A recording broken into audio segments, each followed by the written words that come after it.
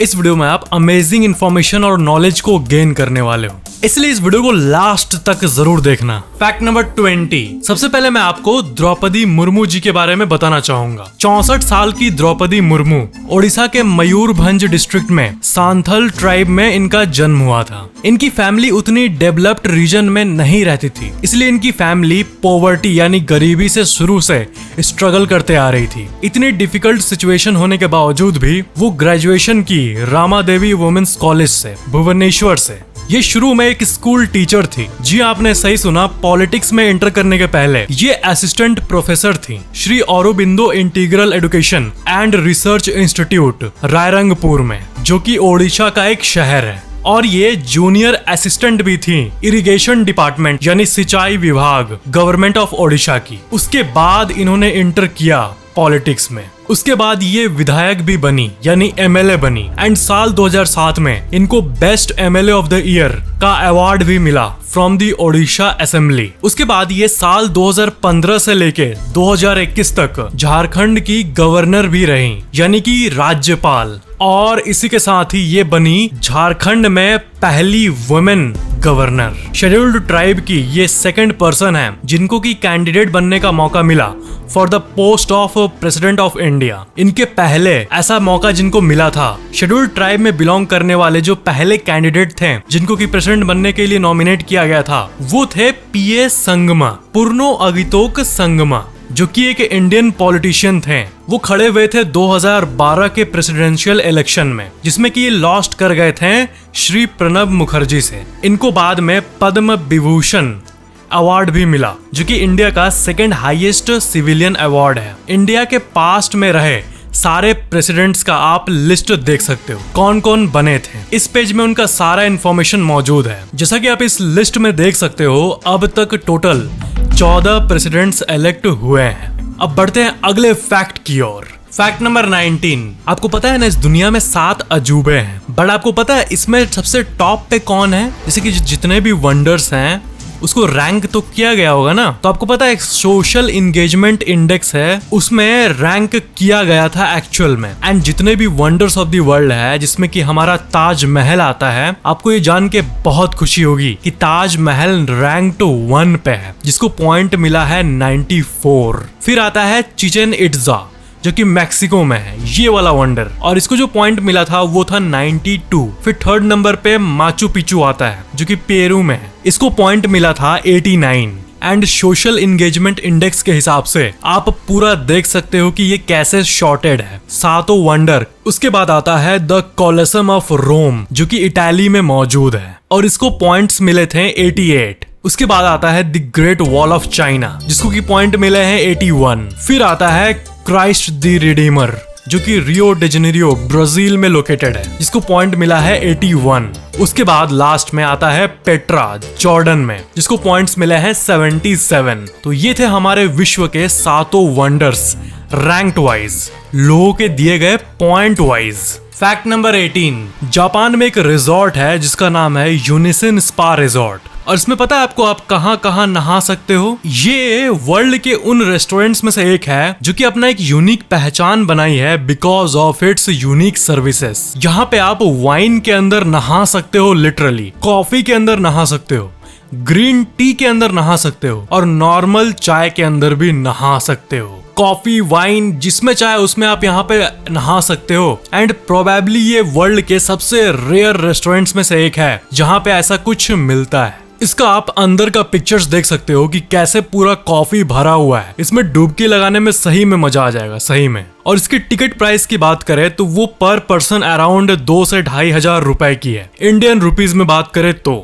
Fact number 17। आपको पता है जितने भी ये आर्टिस्ट लोग होते हैं ना, वो पागल टाइप के होते हैं। मेरा कहने का मतलब ये है कि बहुत सारे ऐसे आर्टिस्ट्स हैं जो कि बहुत कमाल के काम करते हैं, बट वो काफी अजीब और आर्टिस्टिक होता है। जैसे कि इस इमेज में आप देखो, ये जो फोटो देख रहे हो, ये आपको क्या दिख रहा है? इसमें आप देख सकते हो कि नॉर्मल सा एक जगह है, एक ग्राउंड है, उसके अंदर ऐसा पूरा रूम बना हुआ है। आपको पता है रोमानिया और बाकी ऐसे जगहों पे ऐसा जगह जगह पे हमें देखने मिलता है। तो वहाँ के होमलेस पॉपुलेशन, जो वहाँ के होमलेस लोग हैं, वो रैंडमली ऐसा जगह को एंजॉय कर सके, उसके लिए कुछ आर्टिस्ट, कुछ एनोनिमस आर्टिस्ट लोग मिलके ऐसा किए थे। एंड ऐसा अजीब सा आर्टवर्क बहुत जगह पाया भी गया था। और ये बहुत अजीब सी बात है, मतलब ऐसा देखो परफेक्टली रूम क्रिएट कर देते हैं ये लोग किसी भी जगह पे। और ये एनोनिमस लोग ज्यादातर उन लोकेशंस को चुनते हैं जो कि अबैंडन्ड हो गई है, जहाँ पे सालों से कोई काम हुआ ही नहीं है और वो जगह वैसे ही वेस्ट जा रहा है। वैसे टाइप की जगह पे ये ज्यादातर ऐसा काम करते हैं। फैक्ट नंबर 16, मैंने पिछले फैक्ट में आपको एनोनिमसली कुछ काम करने के बारे में बताया, कैसे लोग एनोनिमसली होमलेस मतलब अपनी पहचान को बताए बिना ही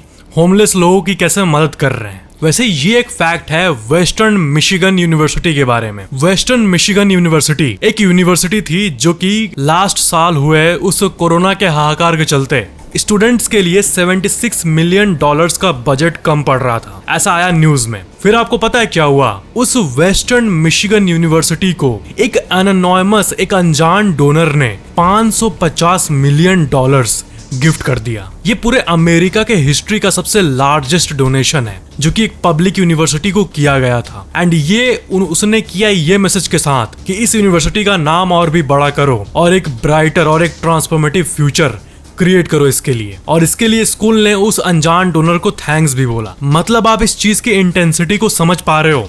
$550 मिलियन यानी आज के टाइम के करीब 4000 करोड़ रुपए, इतने के बराबर एक अनजान आदमी ने डोनेट कर दिया। ऐसे डोनेशंस लोग पब्लिकली करते हैं अपने आप को दिखाने के लिए, लेकिन यहाँ एक एनोनिमस डोनर ने ये करके एक अजीब सा मतलब चीज को दिखाया। उसने डोनेट करके ये कहा कि ये उन स्टूडेंट्स के लिए है जो कि आज यहाँ पढ़ रहे हैं, उनको अच्छे सर्विसेज मिल पाए और नेक्स्ट 100 साल तक भी मिले। ये बहुत ही अनरियल सी चीज है जो कि अमेरिका में हुई थी। फैक्ट नंबर 15, इंडिया का मैप आपने देखा ही होगा कि कैसा होता है, बट यहाँ पे मैं आपको एक यूनिक सा मैप दिखाने वाला हूँ जिससे कि आपको 3D मॉडल में ये पता चलेगा कि हमारे इस पूरे भारत में कहाँ कहाँ कैसा लैंडस्केप है। इसे रिलीफ मैप भी कहते हैं और इसका आपको मैं बहुत ही हाई क्वालिटी वर्जन दिखाने वाला हूँ। ये देखो, ये है वो वर्जन एंड इसमें आप देख सकते हो कि कहाँ कैसा कैसा उबड़ खाबड़नेस बोले तो जमीन का मौजूद है। ऊपर देखो यहाँ पे हिमालय और बाकी बिहार के ऊपर वाला एरिया और जो भी ऊपर वाला एरिया है जैसे कि उत्तराखंड वगैरह, वहाँ पे पूरा पहाड़ भरा हुआ है। और नीचे देखो दिल्ली और यूपी के साइड पूरा प्लेन है, पूरा एकदम प्लेन इलाका है। एंड जितना हम नीचे आते हैं उतना माउंटेन दिखने लगता है हमें। और आप देख सकते हो ध्यान से कि कहाँ पे क्या क्या मौजूद है। काफी इंटरेस्टिंग मैप है। और इसी मैप का एक अलग सा एंगल देखो, ये है उसका दूसरा एंगल। ये एग्जैजरेटेड रिलीफ मैप है। इसमें आपको पूरा व्यू समझ आएगा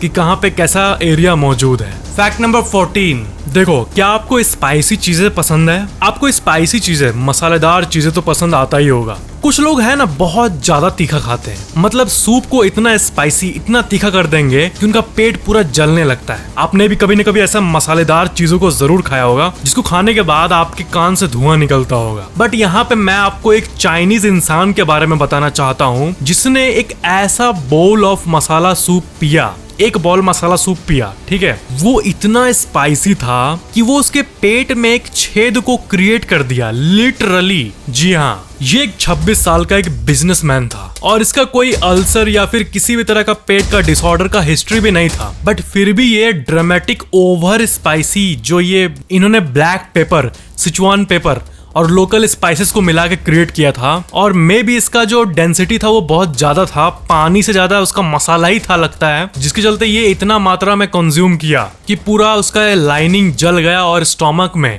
एक छेद हो गया लिटरली। इस चीज से रिलेटेड आर्टिकल्स को आप स्क्रीन पे देख सकते हो। बट मुझे समझ नहीं आ रहा सही में कि एक मसालेदार सूप कैसे ऐसा छेद कर सकता है। पेट तो यहाँ तक ब्लेड को भी गला देता है, फिर ये पता नहीं कैसे हो गया सही में। और उसके सूप में एग्जैक्टली था क्या, इस चीज को भी रिपोर्ट कहीं भी नहीं किया गया था और किसी को नहीं मालूम कि ये कैसे हुआ आखिर। फैक्ट नंबर 13, देखो, ऐसा कई बार होता है कि आपको सुबह सुबह स्कूल जाना होता है या फिर ऑफिस जाना होता है और क्या होता है कि उस दिन आपका बहुत ही अर्जेंट वर्क होता है उस दिन, तो आप अलार्म लगा दिए होते हो। फिर क्या होता है आप देखना कि आपको ना जब अलार्म का टाइम नियर आएगा तब आपको सपना आता है ऐसा कि आप उठ गए हो और वो काम करने लगे हो। आप स्कूल के लिए रेडी होने लगे हो या फिर आप जॉब जाने के लिए रेडी होने लगे हो, बट एक्चुअल में आप सोए रहते हो, बट आपको ऐसा लगता है कि आप उठ गए हो और आप असल में नींद में रहते हो। और ये काफी अजीब सी स्ट्रेंज सी फीलिंग होती है। मुझे नहीं पता कि आपने ये एक्सपीरियंस किया है कि नहीं, बट ऐसा experience just like sleep paralysis सबके लाइफ में एक ना एक बार जरूर होता है। इसको कहते हैं फॉल्स अवेकनिंग, और ये तब होता है जब आप सपना देख रहे होते हो बट आपके किसी हड़बड़ी या फिर कोई टेंशन या फिर टाइम पे जगने वाला जो आपके माइंड में चलते रहता है, उससे चलते लगता है कि आप उठ के ये सब काम करने लगे हो, बट एक्चुअल में आप नहीं करते हो कुछ भी। फॉल्स अवेकनिंग ये अपने आप में एक पूरा का पूरा टॉपिक है। साइंटिस्ट की माने तो उन्होंने अभी तक यही पता किया है कि जब आप उठने वाले होते हो और कुछ स्ट्रेस आपके माइंड में रहता है, कुछ डेडलाइन टाइप का, तब आपका माइंड वो आपके सपने में दिखाता है कि आप उस डेडलाइन को कंप्लीट कर रहे हो या फिर आप टाइम पे जग रहे हो। तो ये सब दिमाग का खेल होता है एक्चुअली। फैक्ट नंबर 12, आपको पता है मनोवैज्ञानिकों द्वारा ये पाया गया है कि जो लोग ऐसे बाथरूम में नहाते टाइम ऐसे गुनगुनाते हैं ना गाना, आप ये नोटिस करना कि आप गाना गाते होगे या फिर नहीं गाते होगे, लेकिन जब आप नहाते होगे तब आप जरूर ऐसे गुनगुनाते होंगे थोड़ा थोड़ा करके, भले ही किसी की सिंगिंग कैसी भी हो। तो ये पाया गया है कि जब आप शावर लेते हो और थोड़ा ऐसे गुनगुनाते हो अनकॉन्शियसली, तो इससे ना आपका इम्यूनिटी भी बूस्ट होता है, ब्लड प्रेशर भी लो होता है और आपका मूड भी ठीक होता है। क्यों?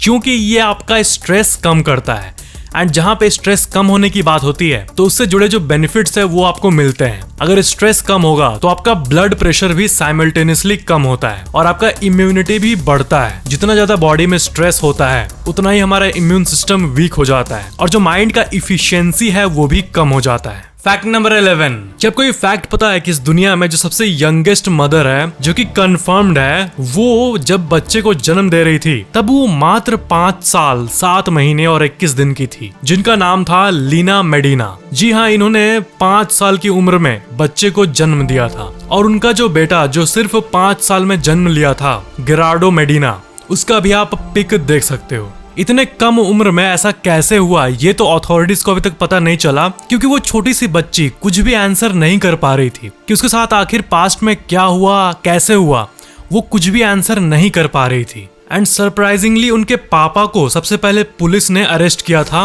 As the first suspect. उसके बाद कई हफ्तों के इंटेरोगेशन के बाद उनको एनफ एविडेंस नहीं मिला कि उनके पापा के चलते ही ऐसा हुआ। उसके बाद कई रिलेटिव्स को भी लिया गया इंटेरोगेशन के लिए, फिर भी कुछ नहीं पता चला। उसके बाद अथॉरिटीज ने वहीं पे केस को ड्रॉप कर दिया। एंड मैं आपको बता दूं वो आज भी जिंदा है। जी हाँ, इस वक्त भी जिंदा है। एंड उनके बच्चे के बारे में जो कि जन्म लिया था उसके बारे में उतना जानकारी पब्लिकली अवेलेबल नहीं है, क्योंकि वो अपने बच्चे को प्राइवेसी दी है ताकि वो नॉर्मल लाइफ जी पाए, और उसके बारे में उतना नहीं पता कि वो अभी कहाँ है, क्या कर रहे हैं और उनकी लाइफ अभी क्या है। बट ये तो कंफर्म्ड है कि लीना मेडिना अभी भी जिंदा है, जिनकी एज अभी 88 ईयर ओल्ड है। ये इतिहास के सबसे शॉकिंग केसेस में से एक है। फैक्ट नंबर 10, आपको मैं यहाँ पे बहुत ही अमेजिंग से साइकोलॉजिकल फैक्ट बताने जा रहा हूँ। आपने ये नोटिस किया है कि जहाँ पे लिफ्ट होता है या फिर जहाँ पे वेटिंग एरिया होता है, वेटिंग हॉल होता है या फिर रिसेप्शन होता है, वहाँ पे शीशा लगा रहता है। आप इस चीज पे नोटिस किए कि नहीं किए मुझे नहीं पता, बट इसके बारे में आपको जान लेना चाहिए कि जहाँ पे वेटिंग की बात आती है, जैसे कि लिफ्ट का वेटिंग हॉल एरिया या फिर किसी होटल का रिसेप्शन एरिया या फिर कोई भी जगह जहाँ पे वेटिंग एसोसिएटेड है, यानी जहाँ पे ऐसे लोग खड़े होकर इंतजार करते हैं, वहाँ पे मिरर्स यानी शीशे इसलिए होते हैं ताकि ये जो वेट करना है, ये जो ऐसे खड़े रह के वेट करने का ये जो बोरिंग काम है, इसको लोग इजीली टॉलरेट कर सके। क्योंकि आपको पता ही होगा कि अगर कोई इंसान खड़ा है और उसके सामने एक शीशा है, एक अच्छा सा चमकदार शीशा है जिसमें कि वो अपने आप को पूरी तरह से क्लियरली देख पा रहा है, वो भी फुल बॉडी, तो कहीं ना कहीं वो अपने आप को ऐसे देखने लगता है, क्योंकि हर कोई को पसंद है कि वो अपने आप को थोड़ा देखे कि हाँ मैं कैसा लगता हूँ, भाई सही लग रहा हूँ ना, स्मार्ट। तो people like to look at themselves, ये फैक्ट है, इसीलिए वहां पे शीशा रहता है ताकि लोग ऐसे इंगेज रहें और उनको वेटिंग करने में ऐसा बोरिंग फील ना हो। अब से आप कोई भी जगह पे जाओगे जहाँ पे वेटिंग एसोसिएटेड है, जहाँ पे लोग वेट करते हैं, उस जगह पे आप आसपास या फिर साइड में देखना, शीशा आपको दिखेगा ही दिखेगा। Fact number 9, Nicolas Cage. इस एक्टर के बारे में तो आप जानते ही होंगे। क्या है कि बहुत लोग ये मानते हैं ना, मतलब कॉमेडिकली, मतलब एक कॉमेडिक बात आपको लगेगी, बहुत लोग ये मानते हैं कि ये वैम्पायर है। जी हाँ, क्या है कि एक इंसान को ना एक फोटो मिला था, एक असल इंसान का फोटो, जो कि बहुत पहले का फोटो है। ये 1870 का फोटो है, 1870 का। एंड इनका जो चेहरा है वो आप देखना निकोलस केज से मेल खा रहा है। एंड बहुत लोग पता है क्या मानते हैं, यही है वो इंसान। एंड ये कभी कभी बिजनेस करते हैं एंड कभी कुछ और करते हैं, फिर अभी ये 150 साल बाद आप जाके एक्टिंग का काम कर रहे हैं। कुछ लोगों को ये लगता है कि ये वैम्पायर है जो कि बहुत साल से इमोर्टल है और जीते आ रहे हैं, एंड 150-200 साल बाद ये अब एक्टिंग का काम कर रहे हैं। जी हाँ, ये बहुत अजीब सी बात है। क्या हुआ था कि सियाटल का एक मैन, जिनको ये पहली बार फोटो मिला था 1870 का एक इंसान का, वो ईबे पे इस ओरिजिनल फोटो को लिस्ट किया था एंड ये लिखा था कि वो पूरी तरह से ये बात को मानते हैं कि एक वैम्पायर है एंड 150 साल से जिंदा है। कभी पॉलिटिशियन रहे हैं, कभी लीडर रहे हैं और अब एक्टर रहे हैं। और वो इंसान उस ओरिजिनल पिक्चर को लिस्ट किया था ईबे में और प्राइस रखा था $1 मिलियन। बट एक शो में आके उन्होंने हंस के बोला कि ये नहीं, मैं नहीं खून पीता, ये जस्ट एक कोइंसिडेंस है। भले ये इंसान रियल का हो 1870 में, बट मैं ये नहीं हूँ बाबा। उस ईबे के लिस्टिंग में तो ये भी लिखा हुआ था कि ये एक ऐसा वैम्पायर है जो कि हर 75 या 80 साल में अपने आप को रिजुविनेट करता है। फिर उन्होंने कहा कि नहीं यार, ये लोग मेरे को वैम्पायर इसलिए बना दिए हैं। इन्होंने इंटरव्यू में ये कहा कि मेरा एक मूवी आया था वैम्पायर्स किस 1988 में, और उसमें मेरा रोल इतना अच्छा सूट कर गया था कि लोग मेरे को असल का वैम्पायर मानने लगे। ये बहुत ही अजीब बात है। मतलब ऐसे चीज को लोग ईबे पे लिस्ट करते हैं, वो भी 8 करोड़ रुपए में। एक ऐसा फोटो जो कि रिजेंबल कर रहा है, बस इसी को as a proof, quote and quote proof मान के ये लोग ईबे में लिस्ट कर देते हैं। वाह। फैक्ट नंबर 8, साल 2005 में एक राइटर जिनका नाम था तिमोथी एल ओब्रायन, उन्होंने डोनाल्ड ट्रंप के ऊपर एक किताब निकाला था जिसका नाम था ट्रंप नेशन। और क्या है कि डोनाल्ड ट्रंप एक बिलियनियर हैं और उस टाइम भी थे, मतलब उनकी नेटवर्थ हजारों करोड़ों रुपए में। बट उस बुक में ये क्लेम किया गया था, ये दावा किया गया था कि उनकी संपत्ति एक्चुअली में सिर्फ 150 से 250 मिलियन डॉलर के बीच में, न कि बिलियन डॉलर में। तो इसी बात पे डोनाल्ड ट्रंप ने इन पे केस फाइल कर दिया था कि मैं बिलियनियर हूँ, बट तुमने मुझे मिलियनियर क्यों बुलाया किताब में। और ये जो लॉसूट था वो $5 बिलियन का था, मतलब 35,000 करोड़ रुपए का केस था। मतलब अगर ये ऑथर हारते हैं तो इनको डोनाल्ड ट्रंप को 35,000 करोड़ रुपए इतना देने का लायबिलिटी आ जाता। बट इस केस को 2009 में डिसमिस कर दिया गया और जो अपील्स कोर्ट है वो भी साल 2011 में इस बात को कंफर्म कर दिया कि इतने से बात पे 35,000 करोड़ रुपए का लॉसूट कोर्ट नहीं मानता है, और फिर ये केस डिसमिस हो गया। ये काफी अजीब सी एक केस थी। फैक्ट नंबर 7, आपको पता है अफ्रीकन टॉर्टोइज जो होते हैं, जो अफ्रीका वाले हैं, अमेज़न जंगल वाले, वो 150 साल तक भी जी सकते हैं, जो कि एक्चुअली में इंसानों से भी ज्यादा है। काफी अमेजिंग फैक्ट है ये। कछुओं के बारे में एक अजीब सी फैक्ट है, आप जान के चौंक जाओगे। आपको पता है अभी इस दुनिया में एक ऐसा टॉर्टोइज भी मौजूद है, एक ऐसा कछुआ मौजूद है जो कि 1832 में जन्म लिया था। 1832 में वो इतनी छुटकू सा था और अब 2022 साल चल रहा है, मतलब कि 190 साल बीत गए और अभी तक वो जिंदा है। ये जो टॉर्टोइज का पिक्चर आप अपने स्क्रीन पे देख रहे हो, यही है वो। ये oldest known living land animal है। इसका नाम है जोनाथन और ये सेंट हेलेना नाम के एक आइलैंड में रहता है, ब्रिटिश ओवरसीज टेरिटरी में। इसका शुरुआती 1886 का पिक्चर भी आप अपने स्क्रीन पे देख सकते हो, जब ये कुछ 30-40 साल का था। मतलब कितनी अजीब बात है ना, 190 साल एक कछुआ जी रहा है। कछुए लोग तो ऐसे भी कितना स्लो मतलब उनका लाइफ होता है, एंड 190 साल जीना ये कोई मतलब जोक नहीं है। इसके पहले जो रिकॉर्ड था ना हाईएस्ट लिविंग टॉर्टोइज का, वो 189 साल था, मतलब कि सिर्फ 1 साल कम इससे। और उस टॉर्टोइज का नाम था टुये मैलिया। और आपको एक फैक्ट मैं बताऊं, अपने इंडिया के कोलकाता के अलीपुर जू में एक अद्वैत नाम का एक जायंट टॉर्टोइज था जिसकी मृत्यु साल 2006 में हुई थी। एंड ये माना जाता है, हजारों लोग इसको विटनेस किए हैं कि वो 255 साल का था। जी हाँ, 255। बट खराब बात यह है ना कि हमारे कोलकाता के अथॉरिटीज ने इसका कोई कॉन्क्रीट प्रूफ नहीं रखा था कि ये 255 साल तक जिया था। कोई भी डॉक्यूमेंटेड प्रूफ नहीं मिला और इसलिए इसको ऑफिशियली नॉट कंफर्म्ड के लिस्ट में रखा जाता है। एंड इसलिए ये जो Guinness book of world official record है, ये हमारे अद्वैत को नहीं मिल पाया। एंड कोलकाता के लोग ये सही में मानते हैं कि ये 255 साल का था, बट काश ये लोग प्रूफ रखे होते तो कितना अच्छा होता। फैक्ट नंबर 6, अगर आपके मन में ये सवाल है कि हम अपने ब्रेन के इफिशियंसी, अपने ब्रेन के कैपेबिलिटी को कैसे इंक्रीज करें, तो इसका एक ट्रिक मैं आपको बता दूं। आप अपने नॉन डोमिनेंट हैंड को यूज करो इसके लिए। जैसे कि अगर आप एक गेट खोलते हो तो आप अपने राइट हैंड का यूज करते हो, अगर आप राइटी हो गए तो राइट हैंड के बदले लेफ्ट हैंड का इस्तेमाल करो। इससे क्या होगा कि जो पार्ट आप यूज नहीं करते हो वो आप यूज कर रहे हो, तो इससे ब्रेन में एडिशनल स्टिमुलेशन होता है, जिससे कि आपका क्रिएटिविटी थोड़ा सा बढ़ता है। एंड अगर आप जैसे इसका एक कॉमन एग्जांपल मैं आपको दूं, तो अगर आप ब्रश करते टाइम राइट हैंड से ब्रश करते हो तो अपना लेफ्ट हैंड यूज करो। तो ऐसे नॉन डोमिनेंट पार्ट को अगर आप छोटे छोटे काम के लिए यूज करते हो तो इससे आपका सबकॉन्शियसली सेल्फ कंट्रोल भी बढ़ता है। साइंस ने ये पाया है कि नॉन डोमिनेंट हैंड को यूज करने से ब्रेन का कॉर्टिकल एक्टिविटी बढ़ता है। एंड इस चीज के ऊपर कई रिसर्च पेपर्स भी पब्लिश किए गए हैं, जिसको आप NCBI के वेबसाइट्स पे भी देख सकते हो। और इस इंफॉर्मेशन के कॉन्टेक्स्ट से जो मेन स्निपेट है उसको भी आप देख सकते हो कि इसमें यही कॉर्टिकल एक्टिविटी की बात की गई है नॉन डोमिनेंट हैंड को यूज करने के मामले में। जितना सोचते हो आप कि ये चीज कितनी इफेक्टिव होगी,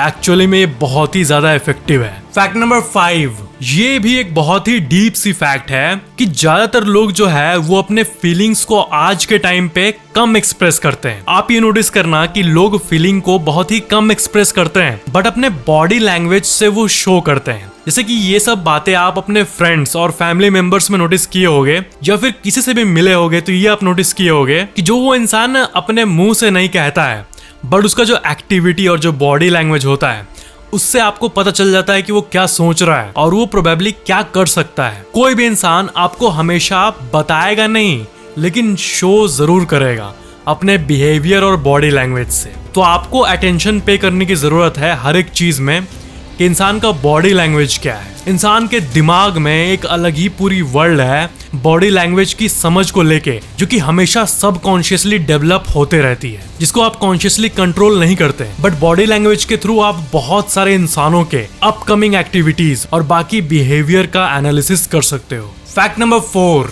डायनासोर्स के बारे में तो आपने बहुत सारे फैक्ट्स को जाना है, बट क्या आपने कभी इस फिल्मी कॉन्सेप्ट के बारे में सोचा है कि डायनासोर्स जमीन पे तो होते थे, लेकिन क्या वो उड़ सकते हैं? क्या अपने टाइम पे वो फ्लाई कर सकते थे? तो क्या है कि साइंटिस्ट्स को सिर्फ 2 या 3 ही डायनासोर के बारे में मालूम चला है, जिसके बारे में कंफर्म हुए साइंटिस्ट्स कि उनका विंग यानी सही में उड़ने वाला कैपेबिलिटी था उनमें, उनका विंग था, उनका पंख था। एक डायनासोर है आर्कियोपेट्रिक्स नाम का, और क्या है कि उसके बोन्स को साइंटिस्ट ने स्टडी किया है पावरफुल एक्सरे बीम्स का इस्तेमाल करके। एंड गेस व्हाट, उनको क्या पता चला है? उनको ये पता चला है कि उनके बोन्स बिल्कुल आज के मॉडर्न पक्षियों की तरह थे, हॉलो थे, और वो short bursts of active flight भी लिया करते थे, यानी वो थोड़ी देर उड़ा करते थे, बिल्कुल मोर की तरह, बिल्कुल चिकन्स की तरह, जो कि थोड़े टाइम तक हवा में रहते हैं। वैसे ये डायनासोर्स एक जगह से दूसरे जगह जाने के लिए ऐसे कम समय में जल्दी से फ्लाइट करके बड़े डिस्टेंस को इतने ह्यूज साइज होने के बावजूद भी कवर कर लेते थे। जितने सारे डायनासोर्स जिसपे ऐसी बात चली है कि ये उड़ सकते थे, साइंटिफिकली रिसर्च के बेसिस पे, जैसे कि मैंने आपको एक्सरे बीम का रिसर्च बताया,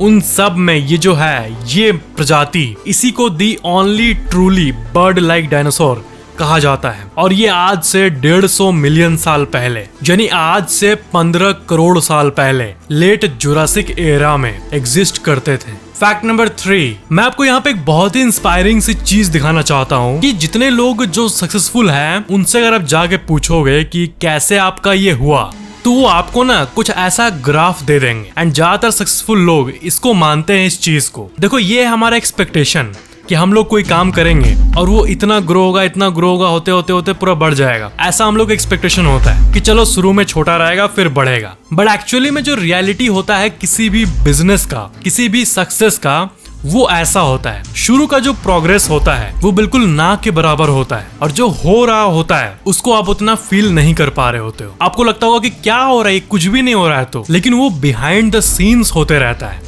एंड फिर थोड़ी देर बाद, कुछ टाइम बाद जाके वो ग्रो होने लगता है, एंड फिर आता है ये पूरा ऊपर वाला कर्व। तो ज्यादातर लोग अपने एक्सपीरियंस के हिसाब से इस चीज से अग्री करते हैं कि हाँ, रियल लाइफ में भी ऐसे ही कुछ होता है। तो ये बहुत ही इंपॉर्टेंट चीज थी, मतलब ये जो मैं आपको दिखा रहा हूँ, इस चीज को अगर आप समझ जाओ ना, तो आपका जो पेशेंस है और आपका जो एक्सपेक्टेशन है वो बिल्कुल रियलिस्टिक हो जाएगा कि लाइफ का ग्राफ कैसे होता है किसी भी चीज में प्रोग्रेस करने का। आई होप आपको ये बहुत ही ज्यादा वैल्यूएबल लगा होगा। फैक्ट नंबर 2, आपको मैं इस फैक्ट में एक बहुत ही गजब इंसिडेंट के बारे में बताना चाहता हूँ। पेप्सी कंपनी से रिलेटेड इस घटना का नाम है सिंपली, स्क्रीन पे देखो, 349 इंसिडेंट। एंड ये क्या है? ये बहुत ही इंटरेस्टिंग सी चीज है। क्या है कि पेप्सी कंपनी ने फिलीपींस में एक ऑफर लॉन्च किया था, एक मस्त सा ऑफर, एक ग्रैंड प्राइज उन लोगों के लिए जिनके बॉटल का जो कैप है उसमें नंबर 349 होगा। तो नॉर्मली बोतल्स पैक हो रहे थे एंड ऐसे लॉटरी सिस्टम में क्या होता है, लाखों बोतल में कुछ 100-200 बोतल में वो जानबूझ के 349 प्रिंट करते हैं एंड लकी लोग अपना इंतजार कर रहे होते हैं। लेकिन हुआ क्या, एक कंप्यूटर एरर के वजह से या फिर मे भी किसी एम्प्लॉय के शैतानी की वजह से 8 लाख रेगुलर बोतल के ढक्कन में 349 प्रिंट हो गया। एंड अगर आप इसको देखोगे तो 8 लाख लोगों को अगर सब कोई को वो ग्रैंड प्राइज दे दे, जो कि उन्होंने ओरिजिनली ऑफर किया था लोगों को कि जिसको नंबर मिलेगा वो $40,000 जीतेगा, जो कि करीब 30 लाख रुपए होता है। तो अगर 8 लाख लोगों का गलती से ये नंबर प्रिंट हो गया तो सबको अगर 30-30 लाख रुपए देगा तो फिर तो गया ये कंपनी। ये वहां के कई लोगों के लाइफ टाइम अर्निंग से भी ज्यादा था ये प्राइस। एंड अगर सोचो इतने सारे लोगों का, 8 लाख लोगों का यही नंबर निकल गया तो सब कोई को लगा कि अब हमें 30-30 लाख रुपए मिलेगा। बट फिर पेप्सी ने अनाउंस किया कि ये कंप्यूटर एरर के वजह से हुआ था। और फिर क्या हुआ, सुबह के 3 बजे हो या फिर सुबह के 6 बजे, पेप्सी के सारे मेंबर्स, सारे बोर्ड मेंबर्स सुबह 3 बजे एक इमरजेंसी मीटिंग किए और ये बोले सारे लोगों को कि ठीक है भाई, देखो ये तो गलती है, ये मानते हैं हम लोग, लेकिन फिर भी जिनका 349 निकला है वो हमारे पास आ जाओ और हम आपको $18 देंगे। बस $18 मतलब करीब 1000 रुपए। मतलब ऑफर किया था इनिशियली 30 लाख रुपए और दे रहा है सिर्फ 1000 रुपए। एंड लाखों लोगों ने इस $18 को एक्सेप्ट करके और उनका मिस्टेक को ये करके मान के शांत हो गए। लेकिन लाखों लोग ऐसे भी थे जो कि बोले थे कि अगर ऐसा इतने बड़े कंपनी आप लोग हो के पब्लिक अनाउंसमेंट किए हो वो भी ऑफिशियली, तो आपको देना ही होगा हमें बस। उसके बाद प्रोटेस्ट होने लगे, पेप्सी के एम्प्लॉयज के ऊपर बॉम्ब फेंका गया और कईयों को मारने की धमकी मिलने लगी। पूरा अफरा तफरी मच गया इस पूरे कांड के चलते। एंड आप यकीन नहीं करोगे, ऐसे चीज के चलते एटलीस्ट 5 लोगों की मौत हुई, कंफर्म्ड जो कंफर्म्ड न्यूज आई कि 5 लोगों की मौत इस इंसिडेंट के चलते हुई। एंड इस चीज को पेप्सी नंबर फीवर कहा जाता है। एक प्रमोशनल इवेंट के चलते इतना हाहाकार पूरे इतिहास में पहली बार इस घटना में हुआ था। एंड ये हुआ था साल 1992 में। इसके बाद पेप्सी के शेयर प्राइसेस भी गिरने लगे। फिर आपको पता है 22,000 लोगों ने लीगल एक्शन भी लिया पेप्सी के खिलाफ। कई लॉसूट्स फाइल हुए, कई कंप्लेंट फाइल हुए फ्रॉड के नाम पे। और फिर कोर्ट ने बहुत सारे बौखलाए लोगों को $380 दिया भी, यानी करीब 18 से 20,000 रुपए दिया भी कंपनी की तरफ से। किसी किसी को तो 30-40 हजार रुपए भी मिले, कई हजारों लोगों को। बट फाइनली पेप्सी ने अपील किया कि हमारे मैटर को समझना चाहिए, ये बस एक कंप्यूटर का एरर था। तो फिर ये मामला गया वहां के फिलीपींस के सुप्रीम कोर्ट में। एंड सुप्रीम कोर्ट में साल 2006 में फाइनली इस बात का जजमेंट आया कि पेप्सी कोई भी पैसा देने का लायबल नहीं है लोगों को। एंड जो ये इंसिडेंट के चलते हुआ उसको अब रेस्ट दो और अब इस डिसीजन के आने के बाद कोई भी इस इंसिडेंट को इग्नाइट नहीं करेगा, सब कोई शांत रहेगा। उसके बाद क्या, सुप्रीम कोर्ट का डिसीजन आने के बाद सब शांत हो गया। बट ये घटना बहुत ही ज्यादा अजीब थी सही में। फैक्ट नंबर 1, अब जो इंसिडेंट मैं आपको बता रहा हूँ ये तो मतलब इस दुनिया के बाहर की कहानी है, बट ये बिल्कुल ट्रू है। क्या हो अगर मैं आपको कहूँ कि एक इंसान का जो हार्ट है, जो दिल है, वो उसके हार्ट वाले जगह पे नहीं है, बल्कि एक बैग को लेके वो घूमता है, उस बैग के अंदर उसका दिल मौजूद है। क्या है कि एक इंसान है जिनका नाम है स्टैन लर्किन।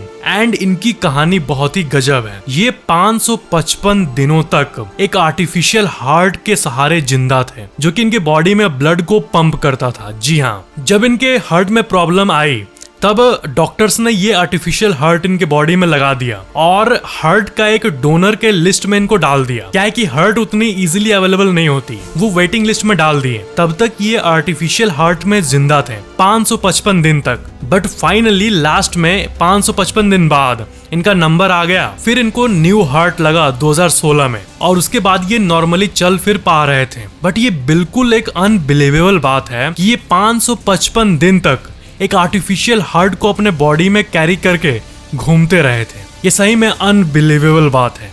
और ये 24 घंटे बैकपैक को लेके ही घूमते थे और कोई चारा था ही नहीं।